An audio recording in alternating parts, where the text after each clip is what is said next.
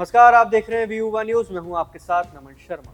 आज हम चर्चा करेंगे अमेरिका के राष्ट्रपति डोनाल्ड ट्रंप द्वारा भारत पर लगाए गए नए टैरिफ और उनके प्रभावों पर।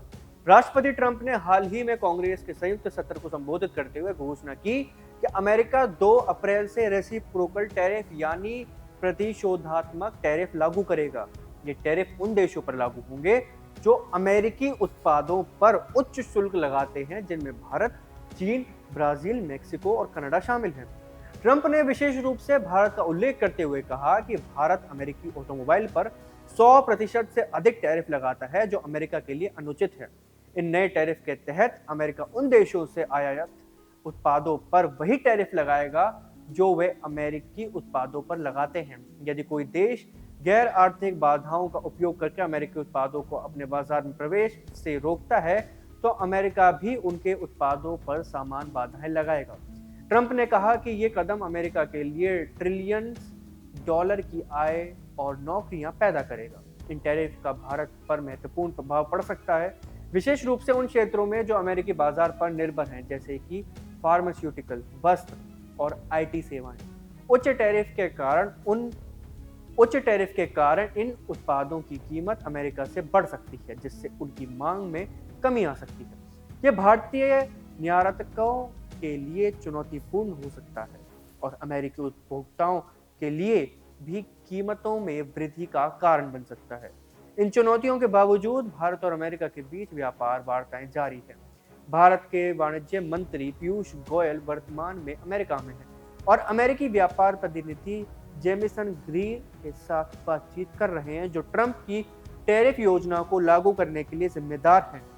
उम्मीद है कि ये वार्ताएं दोनों देशों के बीच व्यापारिक तनाव को कम करने में सहायक होगी। इसके अलावा रेटिंग एजेंसी मीडोज ने कहा कि विकासशील देश जैसे भारत, वियतनाम और थाईलैंड पर इन अमेरिकी टैरिफ का सबसे अधिक प्रभाव पड़ सकता है, विशेष रूप से भारत के खाद्य और वस्त्र साथ ही फार्मास्यूटिकल उत्पादों पर जोखिम है। हालांकि अधिकांश भारतीय कंपनियां घरेलू बाजार पर केंद्रित हैं, जिससे अमेरिकी टैरिफ का प्रभाव सीमित हो सकता है। अमेरिका द्वारा भारत पर लगाए गए प्रत्युत्तर शुल्क यानी रेसिप्रोकल टैरिफ के लागू होने से भारतीय अर्थव्यवस्था पर कई नकारात्मक प्रभाव पड़ने की आशंका है।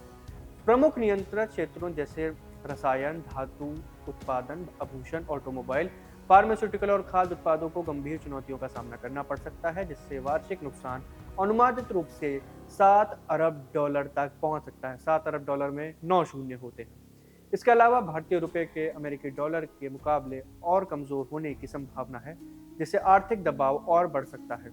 इस्पात उद्योग भी मंदी की शिकार हो सकता है, क्योंकि अमेरिका द्वारा इस्पात और एल्यूमिनियम पर आयात शुल्क लगाने से वैश्विक व्यापार व्यवस्था प्रभावित होगा, जिससे घरेलू कीमतों में गिरावट आ सकती है। एल्यूमिनियम और स्टील पर इनका लगभग 1.5 बिलियन का हम मान रहे थे, और अब लग रहा है कि 500 मिलियन का घाटा होगा। समग्र रूप से भारत अब देखना होगा कि क्या करने वाला है। अंत में ये देखना बहुत महत्वपूर्ण होगा कि भारत और अमेरिका इन व्यापारिक चुनौतियों का सामना कैसे करता है, अपनी आर्थिक संबंधों को कैसे संतुलित करेगा। आने वाले महीनों में इन नीतियों के प्रभाव और दोनों देशों के बीच व्यापार वार्ताओं की प्रगति नजर रखने के लिए आवश्यक होंगे। आज के लिए बस इतना ही। आप देख रहे थे व्यू वन न्यूज। मैं हूं आपके साथ नमन शर्मा।